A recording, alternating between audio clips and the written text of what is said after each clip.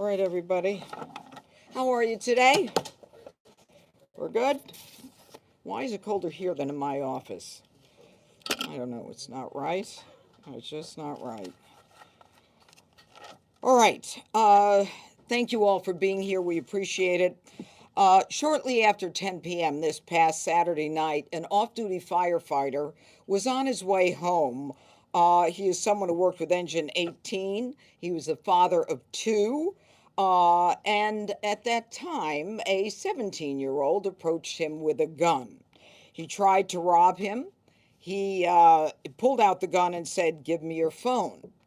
According to the victim gave him the phone and everything that he had in his hands. At that point, the robber, a 17-year-old, gave the phone back to the victim and said, "I need you to unlock something." And obviously, what the defendant wanted was access to what was in the phone and all of the benefits that come from that.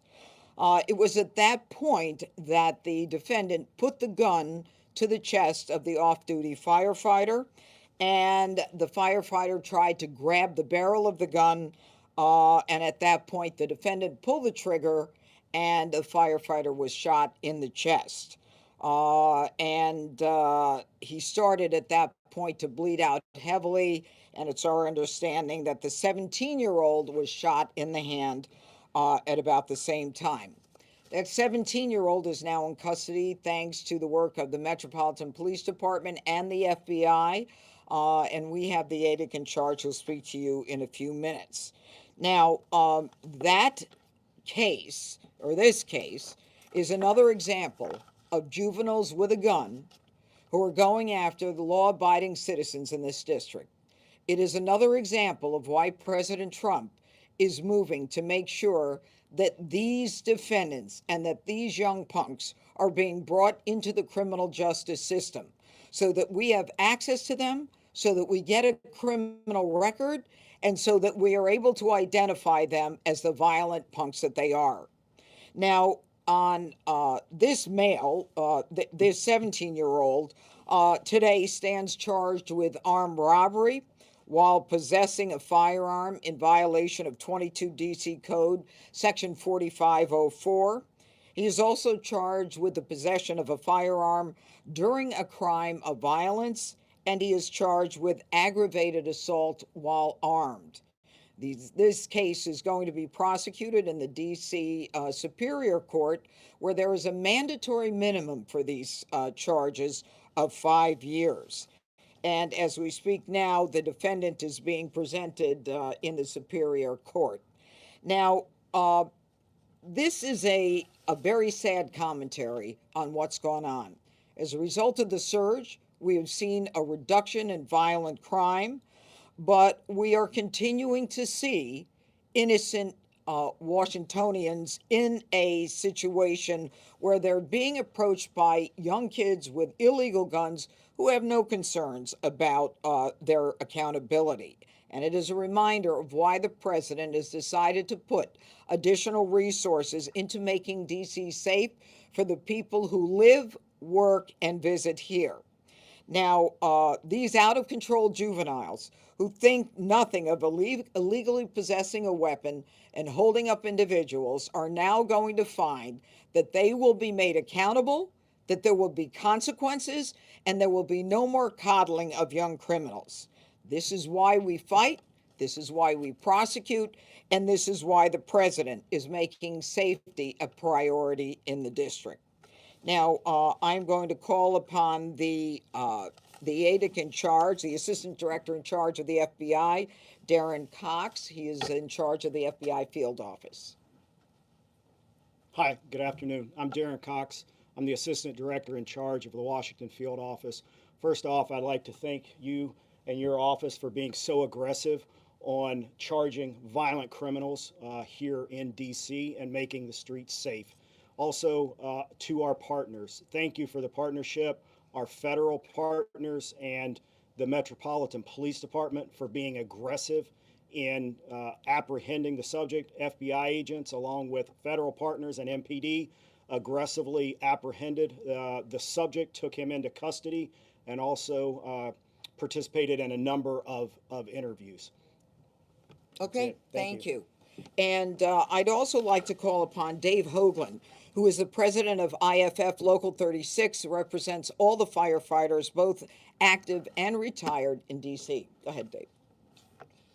Thank you, Judge Pirro. I just want to thank you for uh, chasing down this incident that happened over the weekend to take care of firefighter GK. And he's a committed public servant uh, who, on and off duty, serves the district and lives and resides in the district. And we appreciate your commitment to making sure that our responders are kept safe both on and off the job.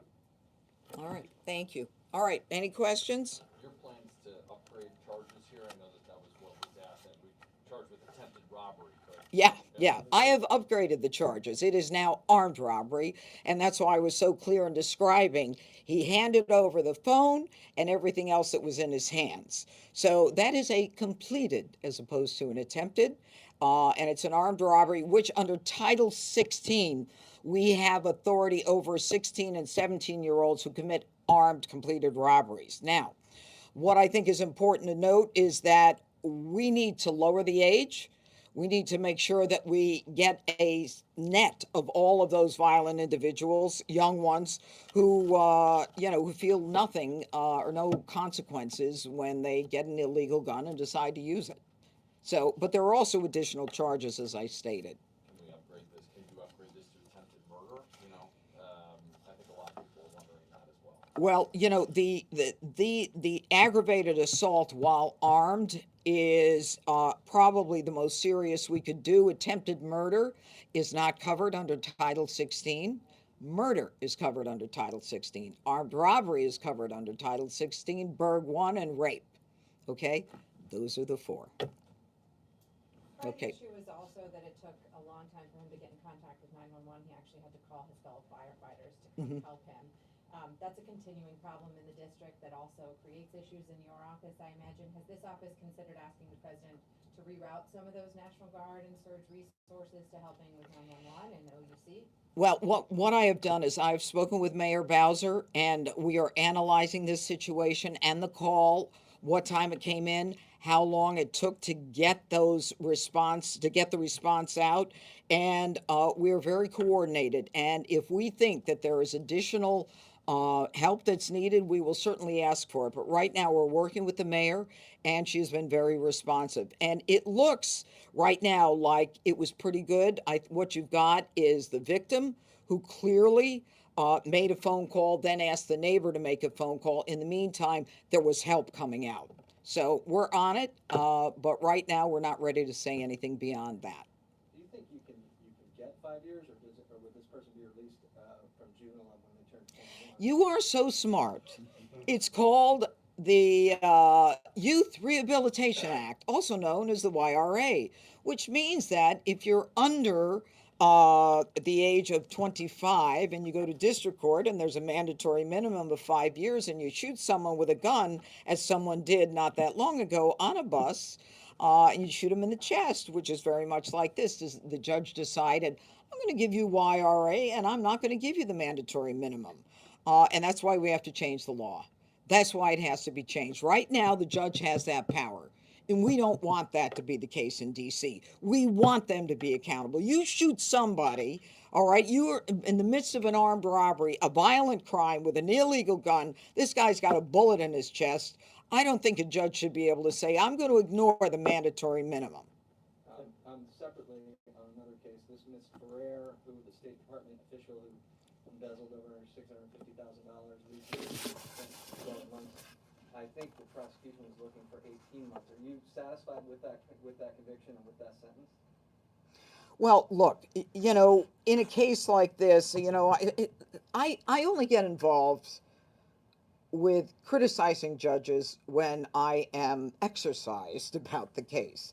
The judge issued a 12-month sentence and a 3-year supervised release, and the victim, the defendant in this case, has to pay $657,000 back. Now, what I love about this case, and you can do with the information whatever you want, is we have this person who admitted that she abused her signature authority over the State Department checking account by writing 60 checks over a 2 year period, payable to herself.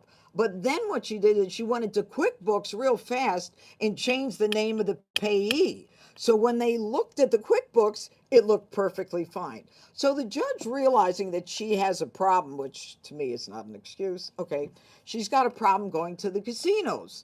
So the judge says to her, I'm going to set a release condition. And the release condition is you do not go to the casinos, i.e., you're a gambler, okay? The same day she pled guilty, guess where she goes? She goes to the MGM National Harbor Casino. So I'm not real sure that this woman is going to follow the judge's instructions. So who knows when she might be called back for a resentence or a violation of probation. So hope springs eternal. Get it? Thank you. Thank you. Thank you all for being here. Anything? I have a question with Mr. Hoagland, please, if we, how the. Oh, Hoagland, Yes. go. How he's doing tonight and how he's recovering and how relieved you are that he was able to get help from his fellow firefighters.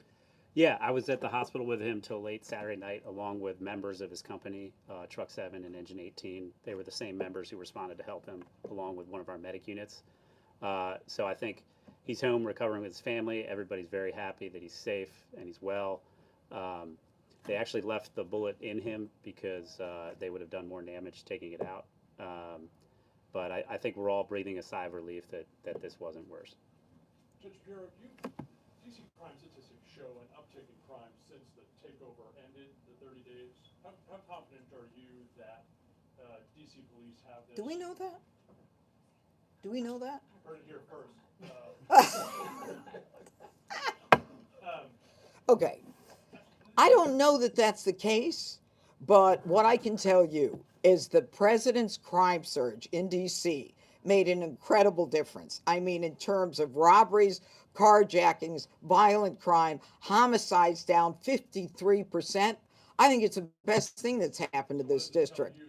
What does it tell you? Well, that could be a conversation over coffee. I'm not the U.S. attorney here in DC. My Look, question is there an effect now that the surge is over? I don't know yet. I haven't seen the numbers. I don't know if that's something that I can conclude. Do you think I can read that without my glasses? While you read them, can I ask the FBI one? Oh, wait a minute. It went down this week. Where'd you get your numbers? Stop it. That's from the 15th, This is, from the 15th. and today We is, have the 22nd, we haven't gotten anything more recent yeah, than that. last week it continued to go down. All right. Can I just ask how you happened to be there Saturday night? Was this part of the extended cooperation, or were you there for a specific operation?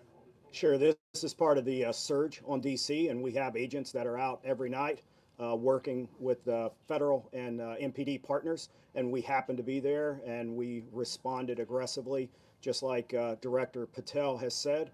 The FBI is working to crush violent crime, and we are crushing violent crime, and we have agents out on the street every night working to do that with our partners. Are some reports that those agents out on the street at night are detracting from some of their previous work on both national security and white collar criminal investigations? Any response to that? I don't want to respond to that. Thank you. Was there anything else we could say about the 17-year-old criminal background? Anything that you know?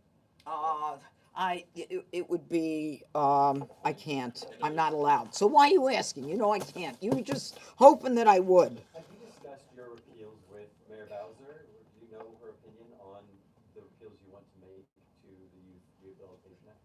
Yes, and we have had great discussions with the mayor about the changes that we all need to make DC safe again. And and we continue to work with the mayor's office and with Leslie Apia and her council. Look, we all want to make DC safe, and I think the more we work together, the more we could do it. That's why the president, that's why the Attorney General Bondi, that's why everyone is involved in this. And there is this continuing cooperative engagement by the feds in the district, which I think is important. Judge, your office continues to lose prosecutors, and that's in addition to the 90 or so that you were down from the beginning, including from high-profile cases like the Jewish Capitol Museum shooting. Yeah. I know you brought in resources, but your office is still continuing to bleed prosecutors. What are you doing about that, and what effect is it having on not just high-profile cases, but everyday cases? Well, first of all, if you know anybody who wants to work here, you should give me their resume. That's number one. But number two is, look, we continue to try to get the best people we can in the office. And it's not unusual for people to leave a prosecutor's office. They get their experience and then they go out into the private sector and they make a lot of money.